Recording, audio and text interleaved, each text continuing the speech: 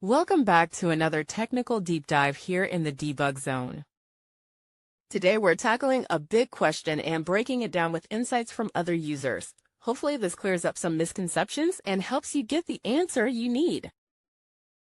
So buckle up, stay a little curious, and let's jump right in.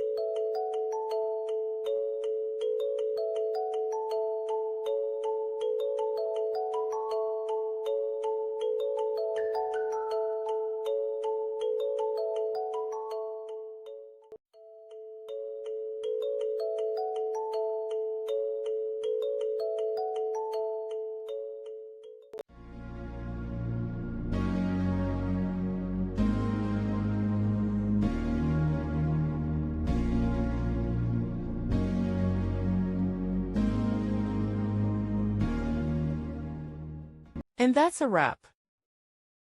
I hope you found the answer you were looking for. If you did, take a second to hit that subscribe button. It really helps out. And let me know in the comments which solution worked best for you. See you next time in the debug zone.